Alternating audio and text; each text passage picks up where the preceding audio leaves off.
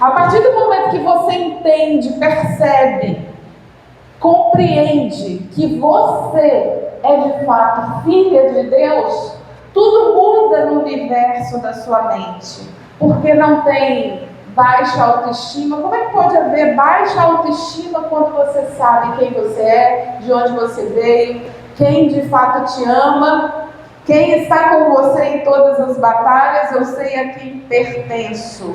Quando a mulher sabe que é amada, não precisa lançar mão de certos artifícios para chamar a atenção sobre si.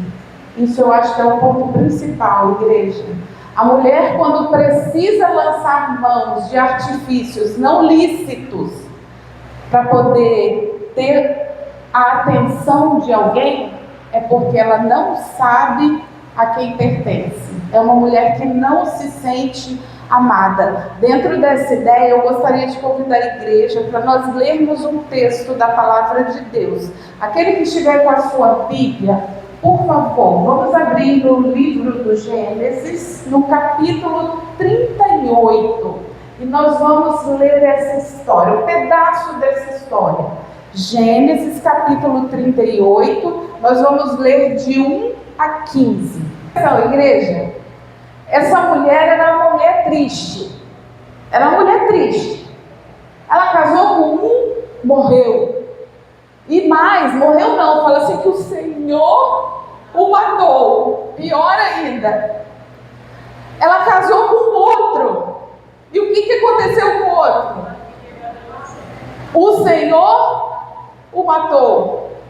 E aí ela deveria casar-se com o terceiro, que ainda era jovenzinho. O pai falou assim: vai, fica lá com a tua família. Quando chegar a idade dele, você vai, eu mando te buscar, você volta e você vai casar com ele. Só que o pai não quis entregar o terceiro filho. O tempo passou, ela se sentiu rejeitada, menosprezada, abandonada. Era uma mulher que estava frustrada e infeliz. Presta atenção, era uma mulher que estava frustrada, infeliz, se sentindo rejeitada. Ela arquitetou um plano. E o que foi que ela fez? O que foi que ela fez? Se vestiu de tal forma, foi para a esquina, sabendo que o sogro ia passar por ali, porque ele estava indo para uma festa. E aí ela ficou aguardando na esquina e se ofereceu para ele. Uma mulher desprezada que procurou seduzir um homem em sua frustração. Quando você se sentir rejeitada, frustrada, decidir se rebelar, a melhor coisa que a gente tem para fazer, vai para o joelho. Coloca todas as suas queixas ali. Reclama tudo que você tem para reclamar. Chore todas as suas mágoas. Desabafe toda a sua revolta com Deus e com os homens. Mas não foi isso que Tamar fez. Tamar se vestiu de tal forma que ela foi confundida com o quê? Com uma prostituta. Igreja, preste atenção. Se Judá achou que aquela mulher era uma prostituta, é por quê? Porque, igreja, eu não ouvi.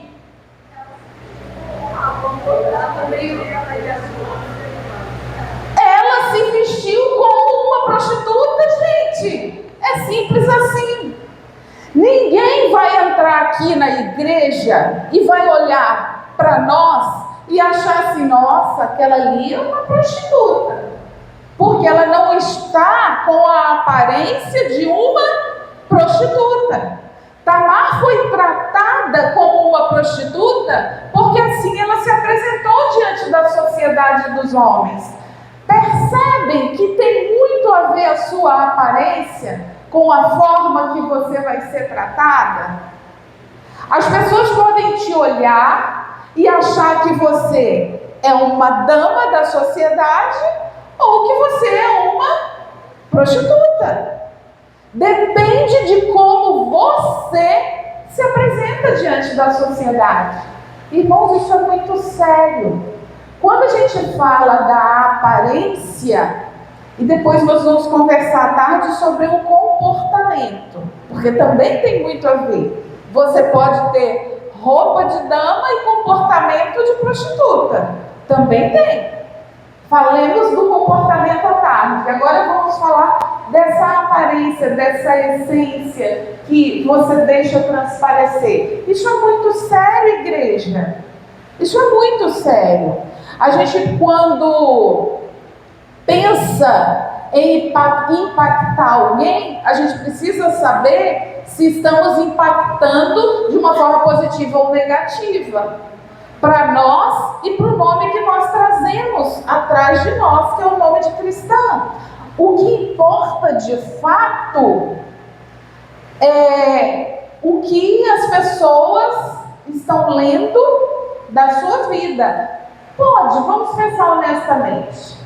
Você teria coragem, sejam honestos, você teria coragem de se submeter a um voo, vamos pegar assim, qualquer hipótese serve, a entrar num avião onde você visse que o piloto está de calção de banho? Entrar no centro cirúrgico com um médico, sei lá, vestido de astronauta? Você confia que aquele uniforme que o ser humano está usando diz quem de fato ele é, identifica ele para você? Você espera um piloto vestido como tal, que vai te gerar confiança ou não, de que esse avião vai chegar ao seu destino. Você espera que a sua cirurgia vai ter um bom resultado ou não, se aquele médico está vestido de médico. Você espera que aquela crente vai te falar a verdade da palavra de Deus ou não, de acordo com a roupa que ela usa também, de acordo com a aparência, não só a roupa que ela usa, de acordo com a aparência, o conjunto da obra, né? Então, a palavra de Deus diz assim, em Efésios, vamos pegar para ler? É bom quando vocês leem, né? Assim a gente fica acordado. Efésios capítulo 5. Vamos abrir a carta aos Efésios, no capítulo 5. Vamos ler o verso 24 e o 25, porque esse também foi um tema que a semana de oração abordou um pouquinho também. Vamos ler. Pode ler quem encontrou. Mas assim como a igreja está sujeita a Cristo, assim também as mulheres precisam tudo aos seus maridos. Vós, maridos, amai vossas mulheres como também Cristo amou a igreja, e assim mesmo se entregou por ela. Presta atenção, igreja. Quem gostou desse texto? Dessa parte que foi abordada na semana de oração? É comum, né? A mulherada não gosta. A irmã Lúcia fez assim, essa parte a mulherada não gosta. E sabe por que a gente não gosta? E os homens, em muitos aspectos, se pararem para refletir, também deveriam sentir o mesmo que as mulheres sentem. Porque prestem atenção, Deus dá uma ordem por meio do apóstolo nessa carta, quando ele diz assim: assim como a igreja está sujeita a Cristo, de igual modo, presta atenção, a igreja não quer estar sujeita a Cristo. A igreja não quer se submeter a Cristo. Aí quando a palavra de Deus diz assim, de igual modo, as mulheres estejam submissas a seus maridos. Mas é de igual modo. E qual é o modo que a igreja se submete a Cristo? Qual é o modo? Gente, parece que eu falo sozinho, eu me sinto tão solitário. Qual é o modo que a igreja se submete a Cristo? É obediência. É? Primeiro tem que amar a Cristo. Aí depois eu amando, eu vou fazer a vontade de Deus. Então ele não tem nos conquistado, é isso? Ele não tem nos conquistado? O que ele deixou de fazer para conquistar a igreja? Ele fez tudo para conquistar a igreja. Se a igreja não ama o suficiente para ser submissa a ele, o problema não está nele, está em nós. Então, de igual modo, a igreja se rebela contra Cristo, a mulher se rebela contra o marido. E há uma sucessão de erros, porque a igreja não quer ser submissa a Cristo, a mulher não quer ser submissa ao marido, e o marido não quer amar a mulher como Cristo ama a igreja. Aí vem um ponto de tristeza para os maridos também, porque vamos pensar, como é que Cristo ama a igreja? Como é que Cristo ama a igreja? Ele fez e faz, não é, Maria José? Tudo por ela. O que foi que ele deixou de fazer por ela? Mesmo ela não cumprindo sua parte, porque ela ainda se rebela, ela esperneia. A igreja ainda esperneia em cumprir a sua parte, em obediência e submissão a Jesus Cristo. E a igreja somos eu e você. Então, a igreja falha, a mulher falha e o marido falha. Há uma sucessão de erros aqui. Uma sucessão de casos que não cumprem aquilo que Deus determinou nesse versinho aqui. 2 versinhos da carta aos Efésios. E isso gera muito transtorno. Se cada um de nós entendêssemos que devemos de fato cumprir o plano de Deus para nós, igreja, para nós, mulheres, e para os esposos, tudo seria muito mais fácil, verdade ou mentira? A igreja submissa, as mulheres submissas, os maridos se sentindo amadas, muito amadas, e tudo seria perfeito.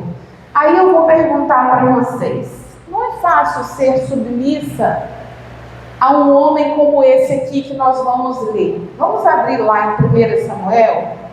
1 Samuel capítulo 25. Vamos abrir. 1 Samuel capítulo 25. Nós vamos ler apenas o verso 3. Olha só. Fala que ela era bonita. E mais o quê? Na sua versão fala sensata. Na minha versão, ela dizia assim, que ela é uma mulher inteligente e formosa. Então, sensata, inteligente, formosa, bonita.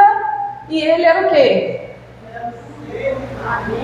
Grosseiro, mau. E era beberrão também. Porque no episódio de Davi, ele estava lá bêbado, esse tal de Nabal.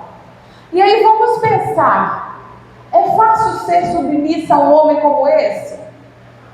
Vamos ser honestas. Ele parece um traste pelo que narra a história, não é? Que homem, que terrível.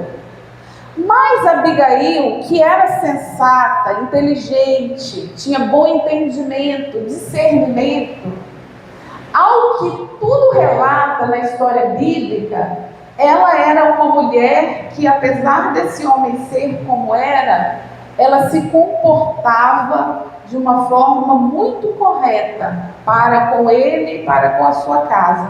Tanto que os seus empregados, quando tinha problema, aonde eles iam buscar orientação para como resolver? Iam conversar com ela. No episódio de Davi, os servos foram até ela e falaram com ela, olha minha senhora, Nabal agiu assim, assim, assim, mas Davi, ele foi um bom homem, ele já ajudou lá os servos em determinado momento, e ele agiu respeitosamente também. Aí o que ela fez como uma mulher sábia?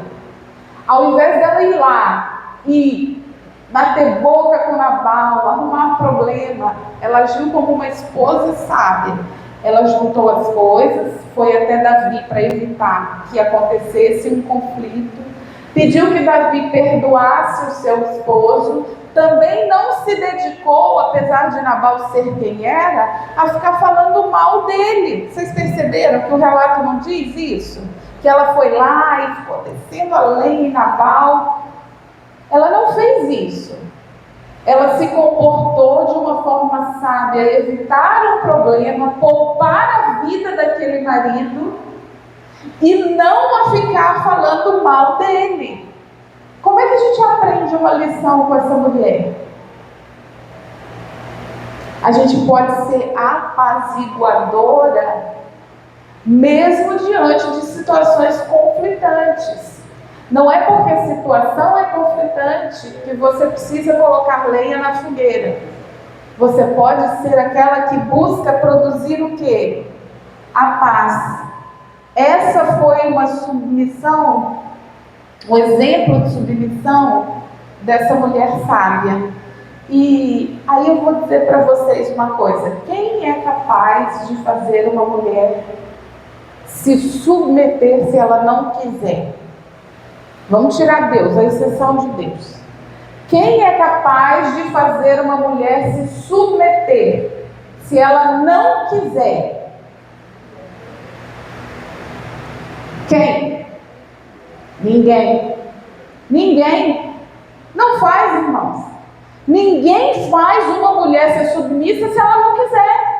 Ela não vai se submeter se ela não propor isso, se ela não decidir que será submissa.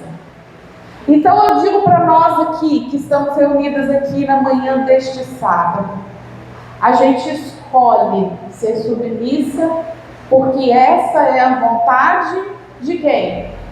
Então, por amor a Deus, você aceita, porque Deus disse que assim deve ser. Então você não é submissa porque você foi obrigada, você é submissa porque você escolheu fazer a vontade de Deus. Quem pode obrigar um homem a amar? Como é possível? Não tem como, igreja. O homem escolhe amar, mesmo aquela mulher que às vezes também é um traste, porque ele escolhe obedecer a Deus. Então, porque Deus assim determinou, essa foi a que ele escolheu para a vida dele, ele decide amar. Eu vou amar, Senhor, eu vou cuidar, eu vou proteger, eu vou ter paciência, porque eu escolho fazer a vontade de Deus. Então, na realidade, o que falta para nós muitas vezes é decidirmos fazer aquilo que Deus deseja que a gente faça. Eu sei a quem eu pertenço, eu sei porque eu obedeço, eu sei quem cuida de mim, e com isso a graça me basta. Mas para esse tempo você foi chamada. Lembra o texto que lemos do livro de Esther? Quem sabe você não foi chamada para esse tempo?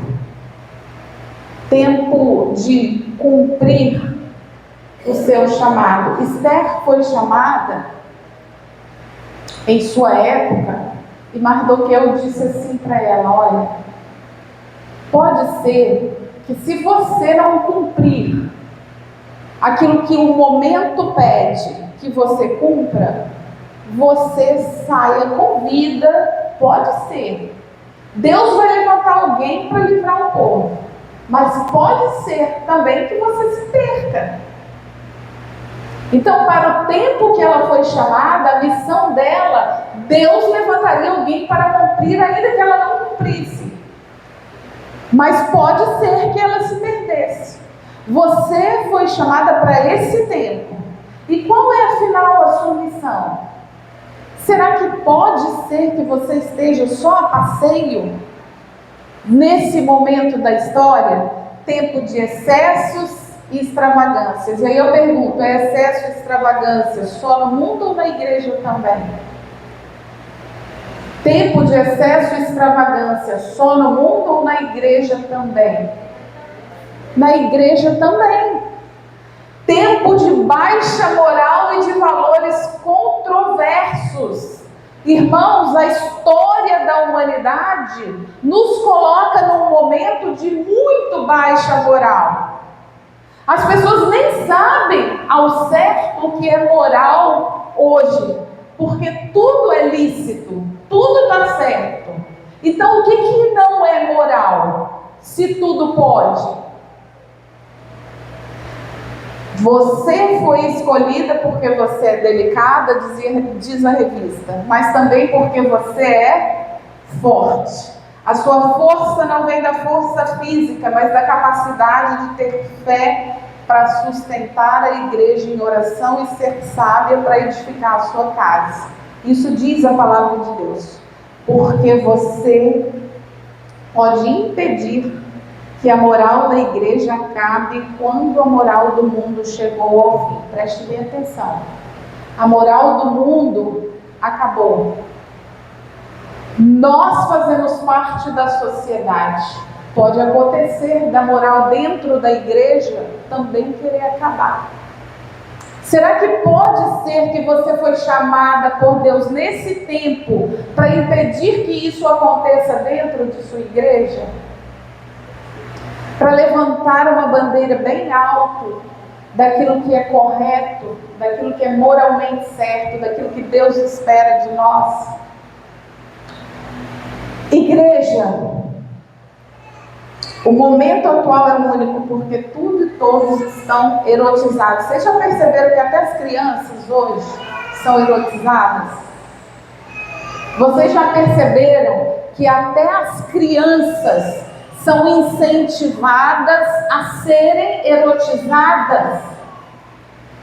E como é que você faz para lidar com isso? A igreja, infelizmente, tem se moldado aí, se você foi chamada nesse tempo, não para ser mais uma, mas para fazer a diferença no meio do povo de Deus. Irmãos, nós temos que fazer a diferença. Meninas, nós temos que fazer a diferença. A igreja está entrando numa forma que, se nós não pularmos fora dela, a gente corre o risco de se adaptar a essa forma. E isso em muitos aspectos, na frieza espiritual, na indiferença. Presta atenção. Um dia desses, nós fomos a uma igreja. Eu vou trazer esse exemplo para nós aplicarmos aqui. Nós fomos a uma igreja e nós, quando conversávamos com a igreja, falamos: irmãos, nós estamos sentindo falta nessa igreja, naquele momento, de falta de alegria da salvação. O que é a alegria da salvação dentro da igreja? O que é a alegria da salvação dentro da igreja? Com vontade. Como se diz assim, com sangue nos olhos. Com muita vontade. Eu estou aqui porque eu quero estar aqui, porque eu estou feliz de estar aqui. Eu canto com prazer. Eu canto com alegria. Eu venho com satisfação. Irmãos, o que é uma igreja viva? Jorge, o que é uma igreja viva? Uma igreja que segue o mandamento de Deus e fiel. Que siga os mandamentos de Deus e que seja fiel. Eu quero mais coisa. Que louva a Deus com alegria no coração. Animada. Tem prazer de estar ali. Que guarda os mandamentos de Deus, como Jorge disse, com alegria. Vamos juntar isso tudo. Que guarda os mandamentos com alegria, não como fardo. Irmãos, a gente está parecendo que guarda os mandamentos como um fardo. A gente está parecendo que veste como um fardo. A gente está parecendo que canta o hino que mandam cantar para iniciar o culto como um fardo. A gente está parecendo que faz tudo por obrigação. Formalismo, tradição, presta atenção. Eu disse para aquela igreja: não sinto alegria da salvação, irmãos, entre vocês. Não observe prazer e alegria em responder a lição da escola sabatina. Não observe prazer e alegria em estar aqui. Não observe prazer e alegria em participar do povo de Deus. É um povo que está triste, se arrastando na fé.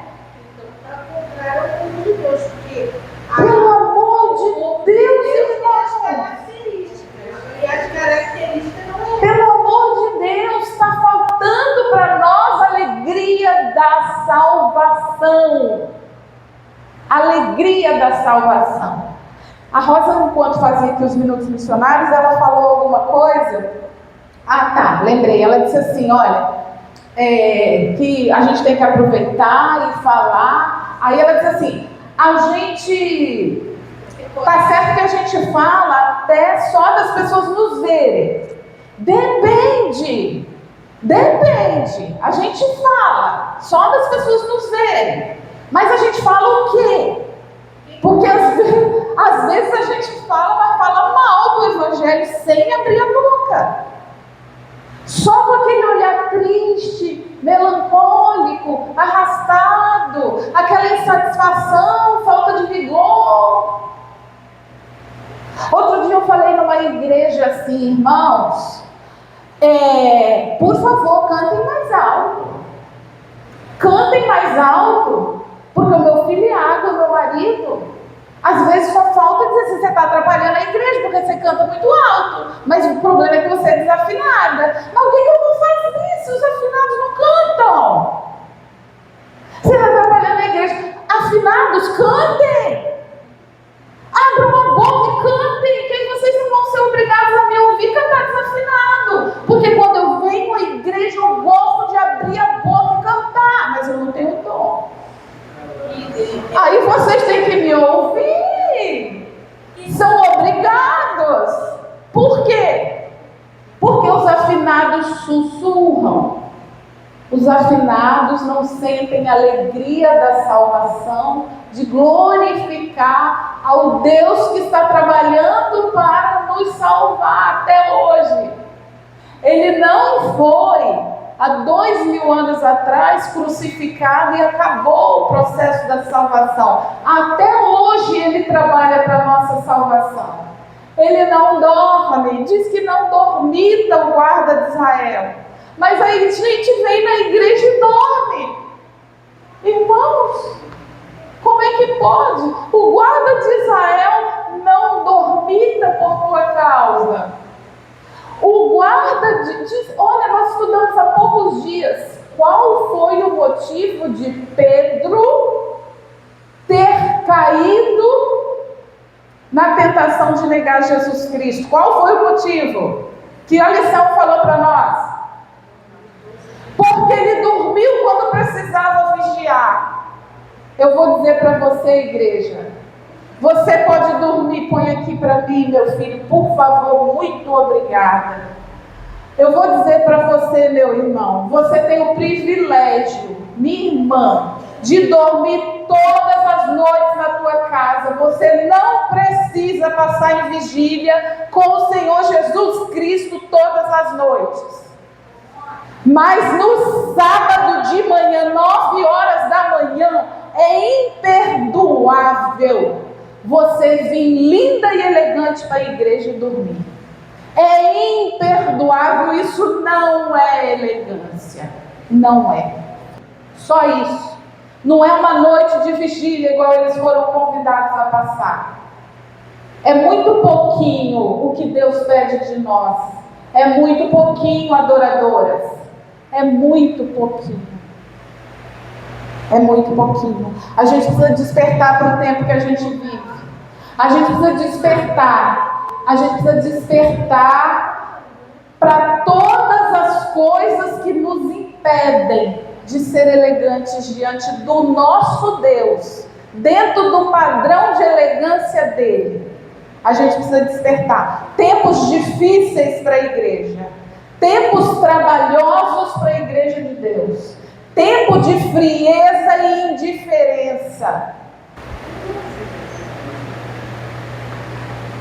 Não entre na forma atual, a forma que tem moldado os crentes modernos. Não entre nessa forma. Preste atenção, igreja.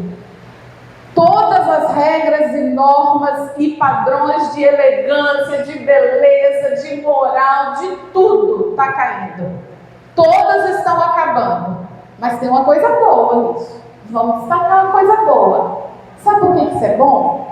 Porque só permanecerão fiéis aqueles que desejam ser fiéis. Não mais teremos fiéis